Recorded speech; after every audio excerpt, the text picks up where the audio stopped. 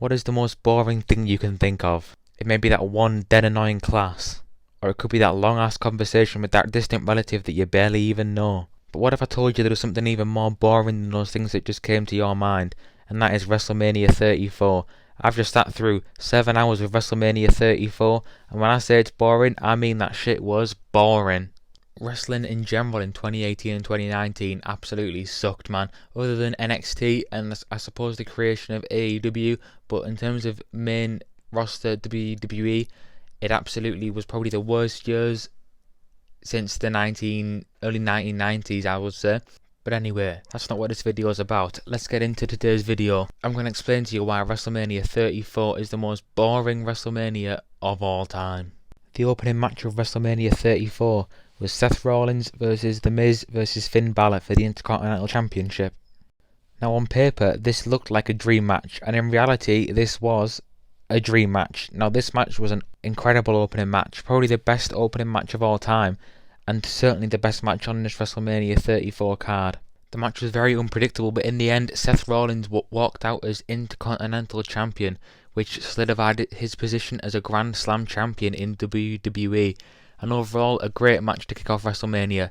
Let's get on to the next match. The next match on the card was Asuka versus Charlotte Flair. Now, Asuka won the 2018 Royal Rumble, where she earned a shot at one of the Women's World Championships, and she chose the SmackDown Women's Championship, which was currently being held by Charlotte Flair.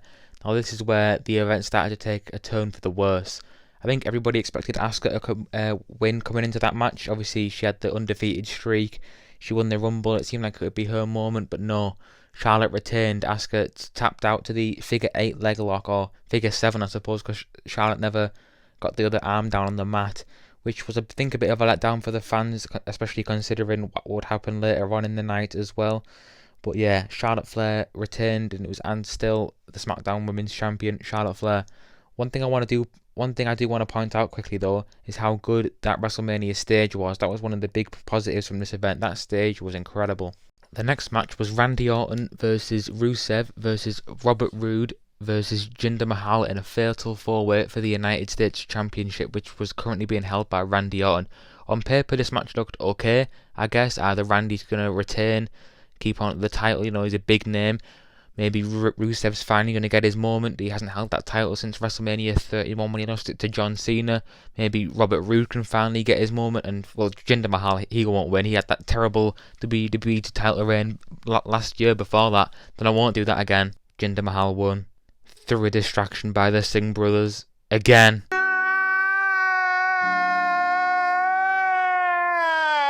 Mahal winning the US title was so bad that even The Rock, yes, Dwayne Johnson The Rock, came out in an interview and publicly stated what he thought of the decision to put the US title on Jinder Mahal at WrestleMania 34.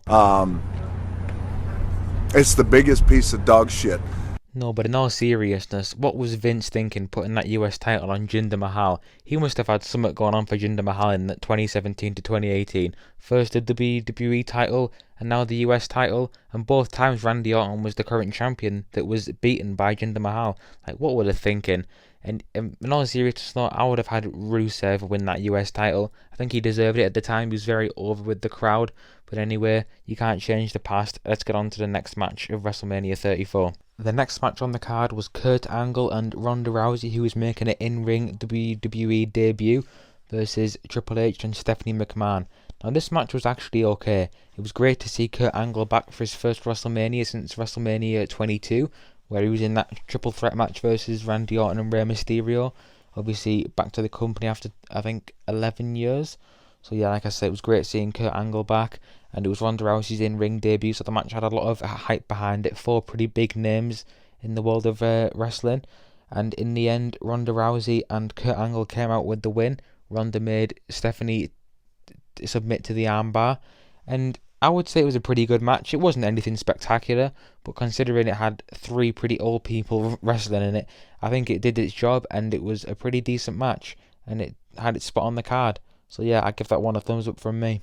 The next match was the SmackDown Tag Team Championship match between the Usos, The New Day, and Eric Rowan and Luke Harper. This match was okay, not much to talk about really. Eric Rowan and Luke Harper finally got their moment, walking out as SmackDown Tag Team Champions, which was very good for them. Strange not seeing Bray Wyatt with them though, and Braun Strowman for that matter. I always preferred it when the Wyatt family was all together as a unit, but hey ho. I suppose it was still good to see Eric Rowan and Luke Harper win the tag team titles, although I'm surprised the Usos didn't walk out, as they were probably the ones that had the most momentum walking into WrestleMania. But yeah, like I said, not really much to talk about with this match, just a card filler basically. Was what it was. Wasn't terrible, wasn't brilliant, but yeah, just filled in a gap I suppose. Now there is way too much to cover in WrestleMania 34 for just one video, so unfortunately I'm going to have to stop here guys, but do not worry, part 2 will be out soon, probably in the next couple of days guys, so stay tuned for part 2 and I hope you've enjoyed part 1. Like I say, I apologise for splitting it into 2 parts, but I want to provide content for you guys whilst also not rushing the video, so I want to split it into 2 parts, but in the next part it'll start off strong with Cena versus The Undertaker, and this is sort of where this WrestleMania starts to really live up to the title as the most boring WrestleMania. I won't spoil anything, I'll save it for part 2 guys, so make sure you stay tuned for that one, and like I say, I appreciate you all for watching this video, and I'll see you in the next one. See ya.